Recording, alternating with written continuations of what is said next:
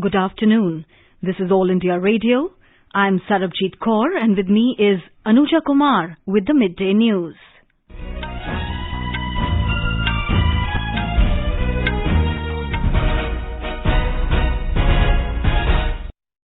The headlines. Prime Minister Narendra Modi says India is honoured to be at the forefront of popularising millets.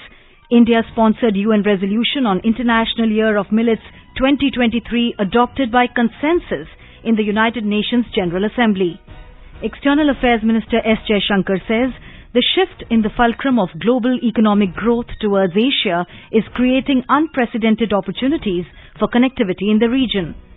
The significance of India's ties with Bangladesh lies in its centrality in Neighbourhood First policy and growing relevance in India's Act East policy, says External Affairs Minister. Covaxin, India's first indigenous corona vaccine, shows efficacy of 81%. More than 1,66,16,000 doses of COVID-19 vaccines administered to the beneficiaries so far. Political activity is gaining momentum in poll-bound 4 states and Union Territory of Puducherry. United Nations Special Envoy warns of the strong measures against Myanmar for the coup. At least 38 protesters killed in a single day.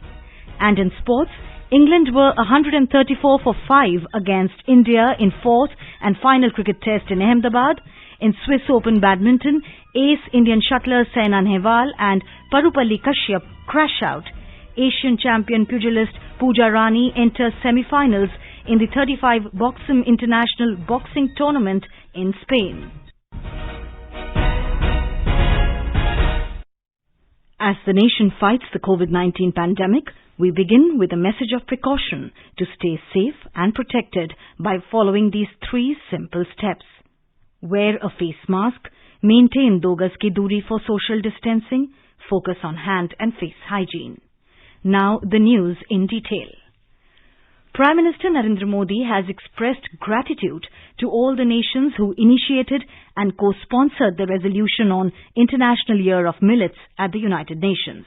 In a tweet, Mr. Modi said, India is honoured to be at the forefront of popularising millets whose consumption furthers nutrition, food security and welfare of farmers. He said it also offers research and innovation opportunities for agriculture scientists and start-up communities. The Prime Minister said the distinguished delegates were also served delicious millet muruku. Mr. Modi said this is one snack he also relished and urged everyone to try it as well. India-sponsored UN resolution on International Year of Millets 2023 was adopted yesterday by consensus in the United Nations General Assembly. India's permanent representative to the United Nations, T.S. Tirumurti, thanked all co-sponsors, especially Bangladesh, Kenya, Nepal, Nigeria, Russia and Senegal, and all member states of the UN for their strong support. The 193-member UN General Assembly has unanimously adopted the resolution sponsored by India, declaring 2023 as the International Year of Millets, aimed at raising awareness about the health benefits of the grain. The resolution titled International Year of Millets 2023 was initiated by India with Bangladesh, Kenya, Nepal, Nigeria, Russia and Senegal and was co-sponsored by over 70 nations. The resolution considers the urgent need to raise awareness of the climate-resilient and nutritional benefits of millets and to advocate for diversified, balanced and healthy diets through the increased sustainable production and consumption of millets. It also recognizes the vast genetic diversity of millets and their adaptive capacities to a range of production environments. UN member states lauded India for the initiative and its leadership in facilitating negotiations on the resolution. External Affairs Minister Dr. S. Jaishankar held a meeting with his Bangladesh counterpart Dr. A.K. Abdul Momen in Dhaka today. Addressing a joint press meet after the meeting, Dr. Jaishankar said that the significance of India's ties with Bangladesh lies in its centrality in Neighbourhood First policy and growing relevance in India's Act East policy. Bangladesh is a valued partner not only in South Asia but in the entire Indo-Pacific region. Dr. S. Jaishankar said Both the countries are working hard to expand their relationship in all dimensions, ranging from security, trade, connectivity, and transport to culture and defense. The comfort level is so high that all issues could be resolved through dialogue. India today commemorated the Chabahar Day on the sidelines of the Maritime India Summit 2021. The event was held virtually.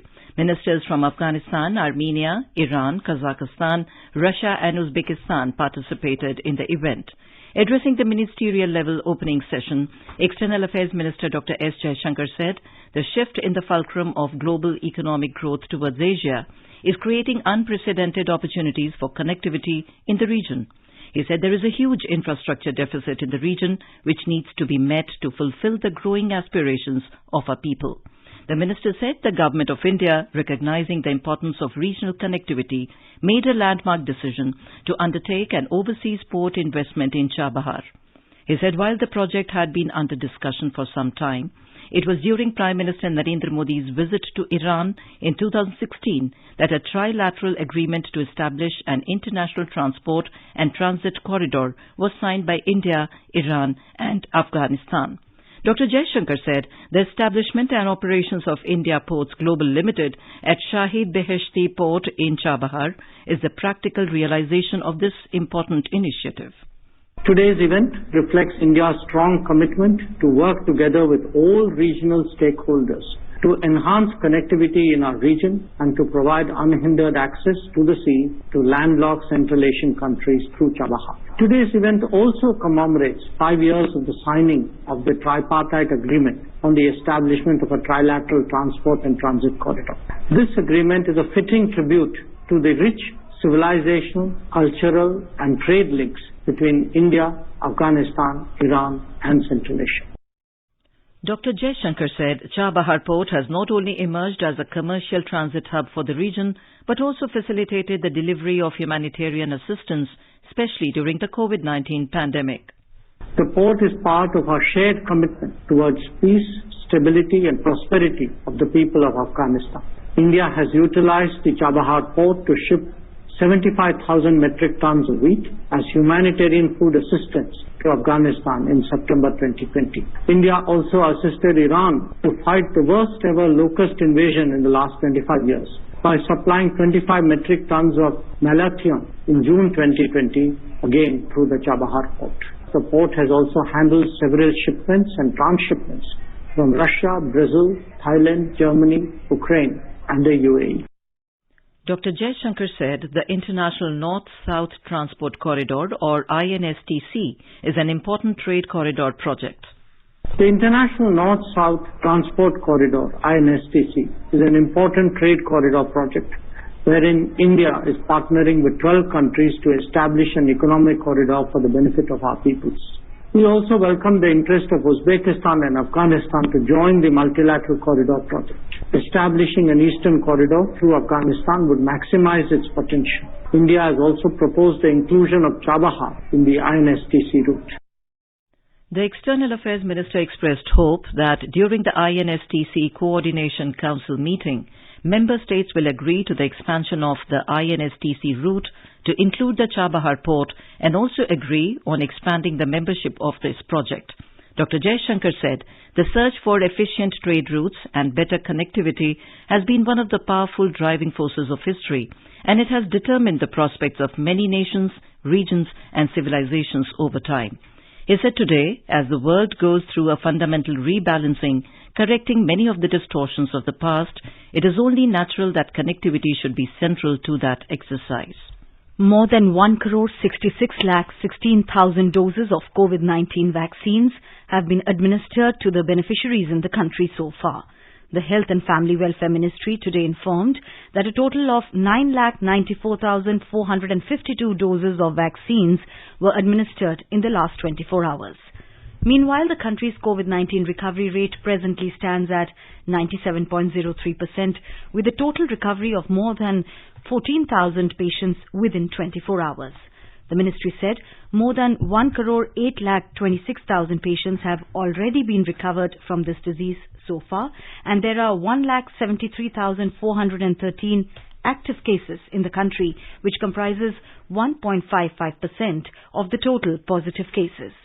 A total of 17,407 new cases were reported in the country in the past 24 hours, taking the cumulative number of positive cases to over 1,11,56,000. The Health Ministry said 89 deaths were reported within 24 hours, taking the toll to over 1,57,000 across the country. Various laboratories conducted more than 7,75,000 tests of coronavirus samples in the last 24 hours, taking the total number of tests to more than 21,91 lakh. In Madhya Pradesh, the COVID positivity rate increased to 2.5%. With corona cases surfacing once again, Chief Minister Shivraj Singh Chauhan directed officials to take preventive measures, especially in districts adjoining Maharashtra. More details from our correspondent. Madhya Pradesh on Wednesday recorded 417 fresh COVID cases, while 293 patients recovered from infection. No new death linked to COVID-19 was reported in the state. The fatality count stood unchanged at 3,865. No new COVID-19 case was reported in 15 of the total 52 districts in the state. Indore reported highest 156 new infections, followed by Bhopal with 90 new cases. Meanwhile, Health Department officials informed that most of the oxygen and ICU beds are vacant in hospitals. The recovery rate in Madhya Pradesh is 97.4%. Pooja P. Vardhan, AIR News, Bhopal. Indigenous COVID-19 vaccine Covaxin has demonstrated interim clinical efficacy of 81% in its Phase 3 trial. The trial involved 25,800 participants across 21 sites. The first interim analysis is based on 43 cases, of which 36 cases of COVID-19 were observed in the placebo group versus 7 cases observed in the Covaxin group, resulting in vaccine efficacy of 81%. The vaccine is developed by the Bharat Biotech in partnership with Indian Council of Medical Research. In the Union Territory of Jammu and Kashmir, Lieutenant Governor Manoj Sinha has appealed to the eligible people to get vaccinated in the ongoing second phase of COVID vaccination drive. The Lieutenant Governor today received the first dose of COVID-19 vaccine at the Government Medical College Hospital, Jammu. After getting vaccinated, he appealed to all the eligible people to get vaccinated, saying this will help us to win the fight against COVID-19 in Jammu and Kashmir. In Telangana, over 28,000 elderly people and those who are above 45 years of age with comorbidities have been vaccinated, while the second phase vaccination is underway. The state health authorities have so far administered COVID vaccine to over 4,79,000. Our correspondent has filed this report. We beg your pardon, we will not be able to give you this bite. Former Prime Minister Manmohan Singh and his wife Gursharan Kaur took the first jab of COVID vaccine today at All India Institute of Medical Sciences in New Delhi. Union Finance Minister Nirmala Sitharaman was administered the first dose of the vaccine at a private hospital in New Delhi. Delhi Lieutenant Governor Anil Baijal was also given the first dose at Tirath Ram Shah Hospital in North Delhi. Delhi Chief Minister Arvind Kejriwal and his parents today got the first dose of the COVID-19 vaccine at the Lok Nayak Jayaprakash Narayan Hospital in the national capital. In the ongoing phase of the vaccination drive, people aged 60 years and above and those in age group 45 to 59 years having comorbidities are being administered the vaccines at 192 hospitals across Delhi. 52-year-old Mr. Kejriwal has been receiving treatment for diabetes. In Rajasthan, record 2,15,213 persons were vaccinated yesterday on the third day of the second phase of the COVID vaccination. In just 3 days, 3,73,916 people above 60 years of age have got vaccinated in the state. More details from our correspondent. Elderly people showed enthusiasm as they turned out in a large number at vaccination centers across the state. More than 1,95,000 persons above 60 years of age vaccinated yesterday. Meanwhile, more than 200 fresh cases were reported yesterday in the state. after 39 days, out of which 50 cases were reported in Dungarpur district alone. After 1 month, 40 fresh cases was also reported in Jaipur. Chief Minister Ashok Gehlot has said in a message that COVID is not over yet and it is spreading rapidly in many states. He appealed that the people should not make any mistake during war against corona. Jitendra Dwivedi, AIR News, Jaipur. A total number of 12,941 persons have been immunized in the Union Territory of Puducherry till date, which includes 10,132 healthcare workers, 1,864 frontline staff and 945 general public. Details on this from our correspondent. The Puducherry government has set up 17 vaccination centers across the UT. According to Health Department statistics, with the 19 persons discharged from the hospital, the active cases stood at 166, includes 70 in hospitals and 96 in home isolation. The recovery rate from the infection stands at 97.90% and the case fatality rate is 1.68%. Chandramohan, AIR News, Puducherry. Vice President M. Venkaiah Naidu has stressed the need to ensure that science and technology improves the quality of our people's lives. Technology advancement is a key decisive factor in the development architecture of a country, and youth can play a transformative role when they are properly skilled, motivated, and given the right opportunities. He was addressing the 6th Institute Day celebrations of Indian Institute of Technology at Tirupati in Andhra Pradesh today. Every year, we produce around 1.5 million engineers, but a survey suggests that only 7% of them are suitable for core engineering jobs. We have to increase employability and ensure the skills required for the world of work are imported. More attention should be given to build a stronger academia-industry connection. The Vice President visited the exhibition at the IIT Tirupati premises. Mr. Naidu also planted a sapling in the IIT campus. You are listening to the Midday News on All India Radio. A reminder of the headlines before we move on. Prime Minister Narendra Modi says India is honoured to be at the forefront of popularizing millets.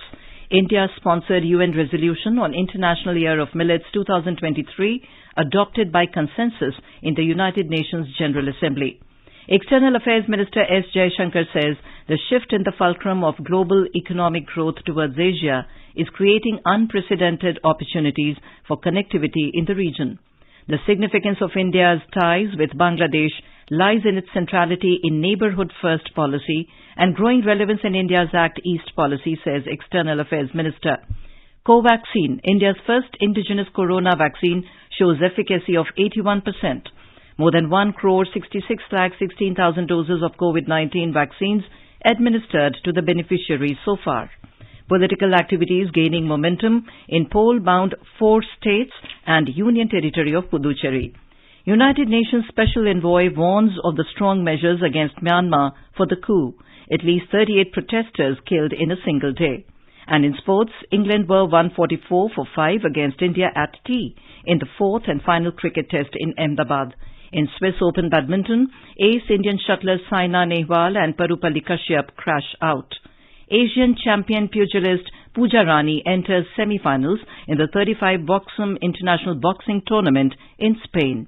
For quick news updates around the clock, follow us on our Twitter handle @AIR News Alerts. चलो मिलकर एक शुरुआत करें, चलो एक फैसला आज करें, मास्क नहीं तो टोकेंगे, कोरोना को रोकेंगे, चलो एक इरादा करते हैं, चलो खुद से वादा करते हैं, मास्क नहीं तो टोकेंगे, कोरोना को रोकेंगे. Welcome back to the Midday News. The Election Commission has directed petrol pumps and other agencies to remove hoardings and advertisements of various central schemes depicting photographs of Prime Minister Narendra Modi within 72 hours in poll-bound West Bengal. A delegation of senior TMC leaders met the ES officials yesterday and alleged that the use of Prime Minister Modi's photo on advertisements of various central schemes and COVID vaccination certificates are violating the Model Code of Conduct. Preparations for the upcoming elections are going on as the Election Commission held a meeting with the observers deployed for the poll-bound states. More details from our correspondent. The Election Commission is taking all necessary steps to ensure free, fair and peaceful polling. Taking a cue from all opposition political parties, this time steps are being taken regarding movement of the central forces. Earlier, it was alleged that central forces are not used properly during elections in West Bengal. According to sources in the CEO office of the state, this time special observers will be given extra power to deploy the personnel of Central Armed Police Force. The assembly elections in West Bengal are going to be held in 8 phases and the ECI has already engaged 4 special observers for the state. In a meeting with the observers yesterday, the commission has made the decision that special general observer and special police observers will supervise the movement of the forces. Madhuparna Chaudhuri, AIR News, Kolkata. In Tamil Nadu, political activities are gaining momentum to form alliance to contest assembly elections due to be held in a single phase on the 6th of April. AIADMK is having interview with more than 8,000 party cadres who have filed for a ticket to contest elections. DMK has also started the process of selecting the party cadres for contesting the election. Both the NDA and the DMK fronts are yet to finalize the alliance through several rounds of talks which have concluded. In a major boost to the textile industry, the Gujarat government has announced establishment of 2 mega textile parks. This was announced by the Deputy Chief Minister Nitin Patel during his budget speech in the State Assembly yesterday. Our correspondent reports that setting up of these 2 parks will help to enable forward and backward integration in the sector. More details from our Ahmedabad correspondent. These 2 mega textile parks in Gujarat will be set up as a part of an announcement made in the Union Budget for setting up of 7 mega textile parks. This will help in making the industry globally competitive. Mega investment textile parks will also help generate more employment. Co-chairman of ASSOCHAM Gujarat State Council, Chintan Thakur, said that a single cluster will help in bringing more investment in the textile sector. The allocation of Rs 1,500 crore in Gujarat budget for providing subsidy to the textile industries will also boost the competitiveness of the domestic manufacturers. Yogesh Pandya, AIR News, Ahmedabad. Road Transport and Highways Minister Nitin Gadkari has said that the Dwarka Expressway will be completed by August next year. The total length of this expressway is 29 kilometers, out of which 18.9 kilometers length fall in Haryana and remaining 10.1 kilometer in Delhi. Addressing a press conference after visiting the Dwarka Expressway site today, Mr. Gadkari said the expressway is India's first 9-kilometer long, 8-lane flyover on single pier. He said the Dwarka Expressway is also the first elevated urban expressway in the country. The minister said this will reduce the air pollution in Delhi. Mr. Gadkari said this is the first instance where around 12,000 trees were transplanted at a massive level. ये India's first 9-kilometer long 8-lane flyover है, 34 meter wide है और single pier है, with 6-lane service road भी है इसमें. India's first 4-level interchange in Dwarka, ये इसकी विशेषता है. टोटल ये elevated road 23 किलोमीटर है 8 लेन का और इसके साथ साथ एक टनल भी जो मैंने बताई वो भी है. अब इसके साथ 1.5 मीटर की नई टनल हम तैयार करेंगे जिसके कारण डायरेक्ट T3 टर्मिनल जो एयरपोर्ट का है वहां पहुंच जाएंगे. इसका सबसे बड़ा फायदा होगा कि जो NH8 है तो इसका 50-60% ट्रैफिक कम हो जाएगा. In Jharkhand, 4 Jawans of Jharkhand Jaguar Police Force martyred and 7 Jawans have sustained severe injuries in a pressure IED blast that took place today morning on Longi Hills in the forest near village Hoyhatu, west of Singhbhum district. More from our correspondent. In another Naxal incident that took place today morning during the search operations being conducted by police and paramilitary forces in the Maoist-affected forest areas of West Singhbum district, 3 Jawans of Jharkhand Jaguar were martyred on the spot and 1 Jawan lost his life undergoing medical treatment at Medica Hospital in Ranchi. The troops have been conducting search operations since last 15 days in these areas, and the blast took place by the IED bombs planted by the Naxal forces.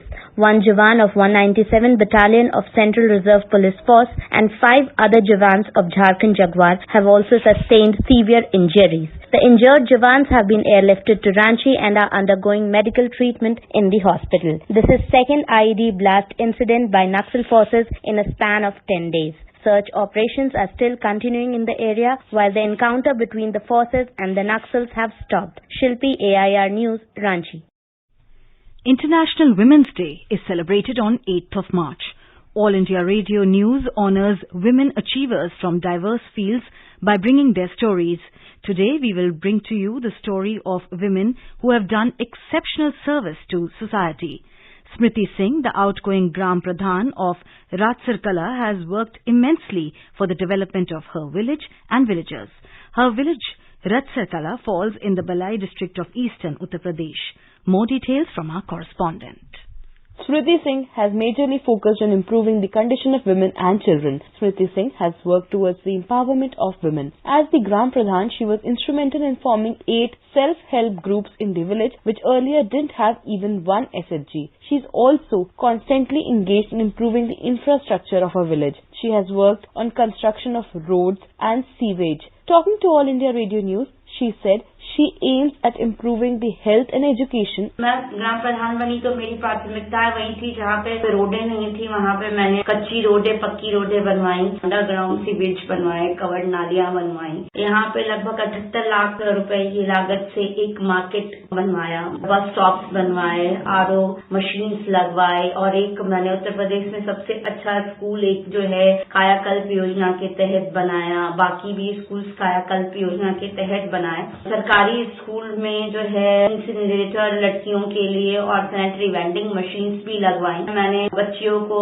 Sanitary pad training बनाने का दिया है, SHG को जो है food processing और अगरबत्ती बनाने की ट्रेनिंग दी है। After completing her education, she chose to work for her village instead of opting for a high-flying career. Her efforts have been recognized by the state government from time to time. Diksha Saxena, AIR News, Delhi.